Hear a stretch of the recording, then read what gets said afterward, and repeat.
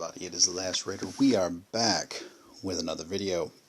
And today we're going to be looking at success. The one thing that the SJW and the weirdo left fear. They fear success. They want success in their shit, but they absolutely fear success in other people.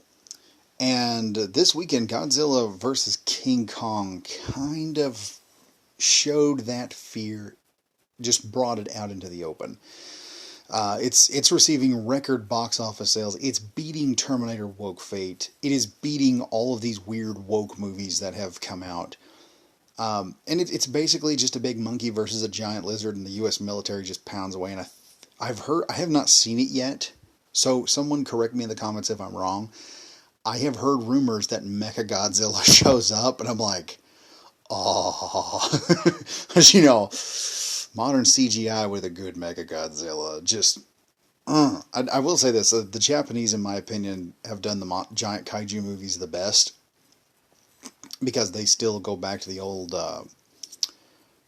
rubber suits with everything, and just add a bit of CGI to the mix, just to you know.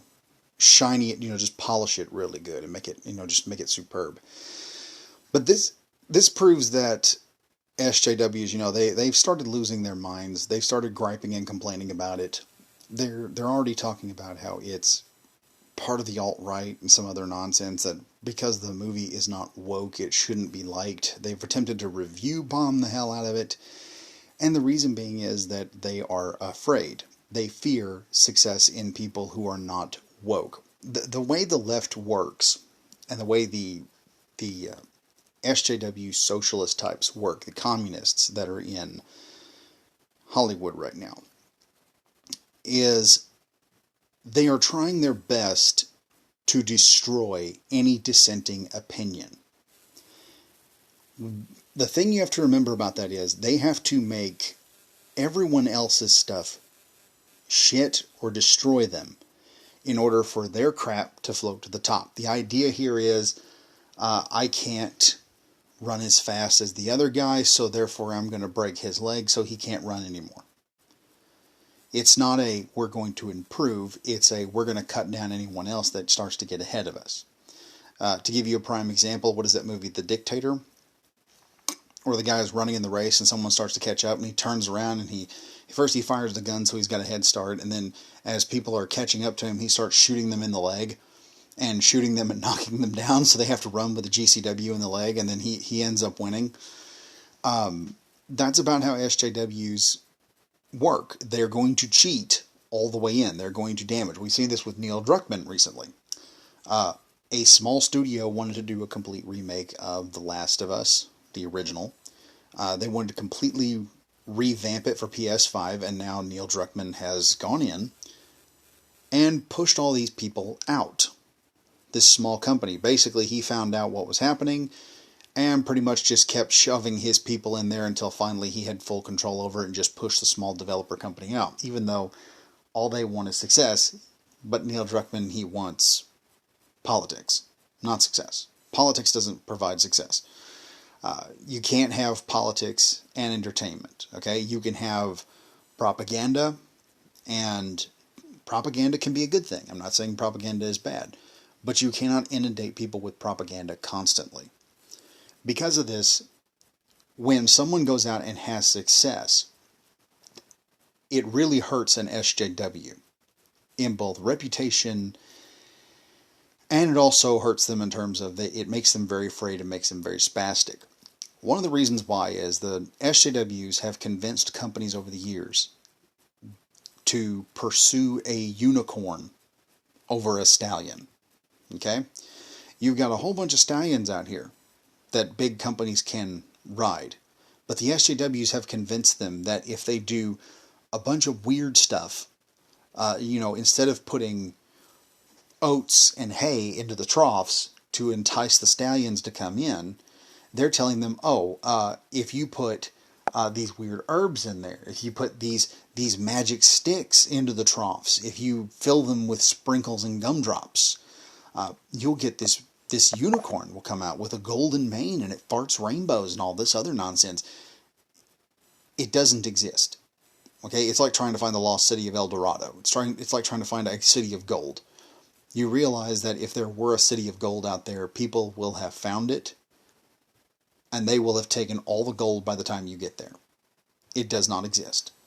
There is not this massive network of money. That's just it. They have companies believing that there is this huge chunk of people out there that have wads of cash, and they're willing to spend it as long as the company is woke. And you just got to get those people to start coming to theaters.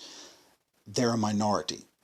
Okay? If you look at, for example, Antifa, and you start looking at the evidence of Antifa when they start showing up, how many times 4chan and many other groups, Andy No and many others, they start recognizing these people. They'll be the same guy will be at every single riot in 35 different cities. And it's not because a bunch of people look like him. It's because it's that same guy. He's being bussed to each individual city. They're trying to make themselves look bigger than they really are. And it's what Antifa's trying to do. They're trying to make themselves look big. Whereas, I did a video on it a while back, Eminence, Missouri, when they wanted to send a few guys, what they could send to Eminence, Missouri to try and start something in a small town, what some people are thinking was probably to make an autonomous zone, within an hour, the sheriff's department was able to muster 400 armed men to defend the town. Just within minutes. And said they could, and the Missouri Defense League said they could bring even more guys. The fact is, the socialists do not have the numbers. There are average people out there that have beliefs. And I'm not saying they have godly beliefs. I'm saying they have good, honest, down-home beliefs. Okay? Dad is to be a man. Mom is to be a woman. You're supposed to respect your elders. You're supposed to listen because they have wisdom that can be given to you. If you work hard, you can obtain anything that you want. And the problem is, SJWs are doing this. We've reached a point where they have beaten down the entertainment industry so badly that now the stallions, when a company will accidentally put out oats, or they will put oats in one trough, the stallions suddenly come up. They've got all these stallions coming in. And they're like, wow, we got stallions. We can ride now. And the SJWs are like, no. You don't want to ride those, because if you ride those stallions, the unicorn will not let you ride it. It will not be able to support your weight. It's all fantasy and fiction. Okay? So when one of these companies comes out with something like Godzilla versus King Kong, you have a situation here where, hey, box offices have made a huge push. It is now it's now like a life has been shot back into the movie industry, and all these corporations that are wanting to make money, which is why they do this. If you don't believe me, look at the month of June. They'll sit there or even the month of February. They'll cater to whatever minority month it is until about the end of the month, and then it's, what's the meme? It's got Dr. Ken is sitting over there, and he's waving back like, bye, gay boy, at the end of June. They completely leave whatever minority it is that month. They will cater to them for that month, and then they drop them almost immediately. Companies are only interested in making money.